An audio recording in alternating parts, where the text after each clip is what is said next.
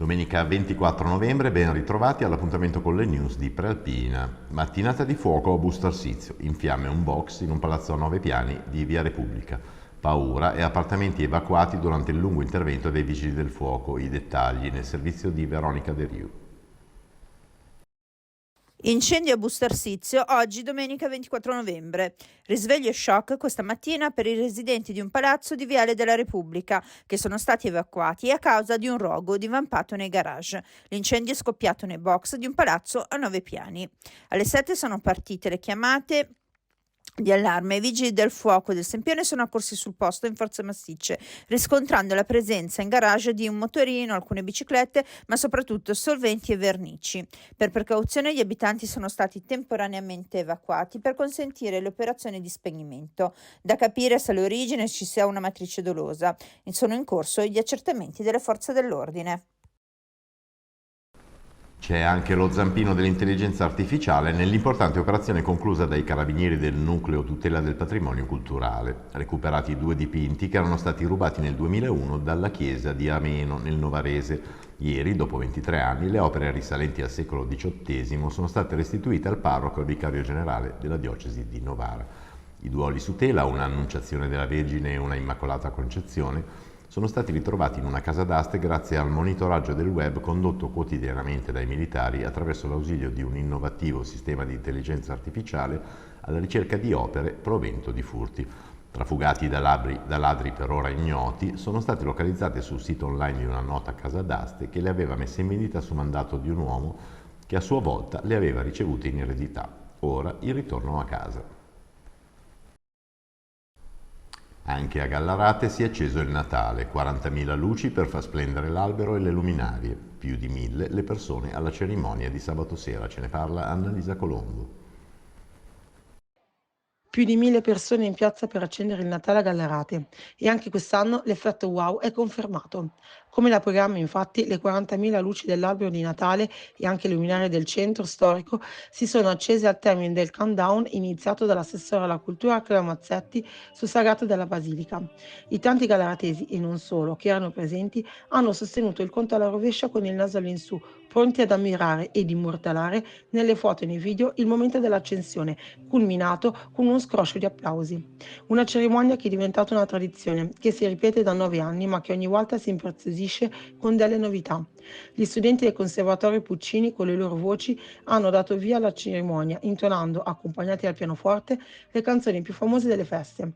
La novità per il Natale 2024? Lo spettacolo ideato da Ice Emotion, sulla pista in ghiaccio allestita intorno alla fontana di Piazza Libertà. Ogni volta che il nostro albero si illumina è sempre un'emozione e un momento di festa per tutta la città, afferma l'assessore alla cultura Mazzetti. A Varese questa mattina in Piazza Repubblica il raduno di auto storiche con centinaia di esemplari in passerella e una grande folla ad ammirarli, il servizio della redazione.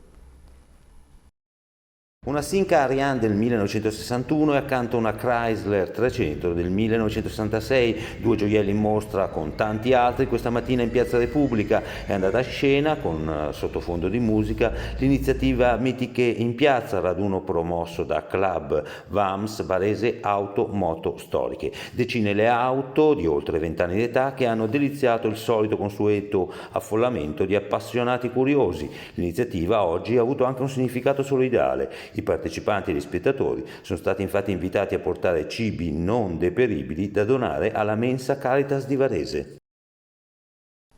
Anche ad Averio un raduno di auto, quello dedicato agli appassionati di tuning. Grande successo, ma anche qualche strascico polemico per i rumori provocati dallo show nel piazzale di un supermercato. La parola a Marco De Ambrosis. Autoraduno rumoroso monta la protesta ad Averio. È stata una serata molto partecipata con un'alta affluenza di giovani, quella di venerdì nel parcheggio del supermercato Il Gigante. Qui centinaia di ragazzi si sono dati appuntamento per un evento in stile americano di car tuning, ma i decibel alla fine si sono fatti sentire tra autoradio e rombe di motore, il che ha preoccupato gli abitanti della zona. Il sindaco Marco Colombo riconosce il successo della serata organizzata dai giovani, ma deve tenere anche in debito conto le rimostranze dei suoi concittadini. Ringrazio sia chi ha segnalato sia gli organizzatori che hanno organizzato l'evento senza disordini. Daverio, così Colombo, è un paese aperto a iniziative con caratteristiche diverse in un'ottica di inclusione. Sarà mia premura operare in futuro una ancora più attenta valutazione in un'ottica di convivenza civile. Adesso la pagina sportiva dedicata al calcio. In Serie C una giornata amara per la Pro Patria, sconfitta 2-0 a Sesto San Giovanni dall'Alcione. Per la Serie D invece il Città di Varese ottiene 3 punti importantissimi, ribaltando proprio al 96esimo la gara coi torinesi del Chieri. La castellanzese ferma la capolista varesina sullo 0-0, Arconatese KO in casa. Il servizio di Guido Ferraro con le immagini di Stefano Benvenu da Città di Varese Chieri. Nelle partite della 15ª giornata del campionato nazionale dilettanti di Serie D che si sono disputate oggi pomeriggio, il Varese soffre ma alla fine conquista i 3 punti allo stadio Ossola contro il fanalino di coda Chieri, che si porta in vantaggio con un rigore di Petracca al 18esimo della ripresa. La reazione dei biancorossi viene premiata dalla spettacolare rovesciata di Lari al 34esimo e in pieno recupero, al 6° minuto di recupero, in mischia l'attaccante Ubellini trova la zampata vincente per 3 punti di fondamentale importanza per la formazione nata da Roberto Floris. Nessun gol al Provasi nel derby dove la castellanzese ferma la capolista varesina 1-0 che consente ai padroni di casa di conquistare il quinto pareggio, mentre per la Varesina l'ottava trasferta dopo 5 vittorie e 2 sconfitte lontano dal Varesina Stadium arriva il primo pareggio esterno. Varesina che così viene agganciata in vetta dall'Ospitaletto che vince 4-0 sul Fanfulla ad una sola lunghezza dalla coppia di vertice il Desenzano di Marco Gaburro che vince 1-0 in trasferta il derby bresciano con il Ciliverghe. 10ª sconfitta infine per l'Arconatese, sempre più fanalino di coda, che si rende 0-2 in casa al Palazzolo e che trova i gol nella ripresa al 23esimo Boschetti, al 35esimo Alessandro. Per la formazione nata da Giovanni Rivieri il cammino per la salvezza è davvero tutto in salita. E ora la linea a Giulia Milani per le anticipazioni su notizie e argomenti che troverete domani sulla Prealpina, disponibile in edicola e sui supporti digitali. Grazie Massimo. Le nuove norme sui monopattini bocciate dal gestore dello sharing di Varese. Valentina Fumagalli spiega perché le regole che impongono assicurazione e casco rischiano di creare i presupposti per un nuovo e pericolosissimo rischio, l'illegalità. Sempre da Varese, sul giornale di domani, documentiamo la particolare sfilata al Salone Estense contro i tumori e raccontiamo il buon esempio di Casale Litta, che ha raccolto l'appello di Varese per l'oncologia e lanciato un piano di prevenzione per la prostata.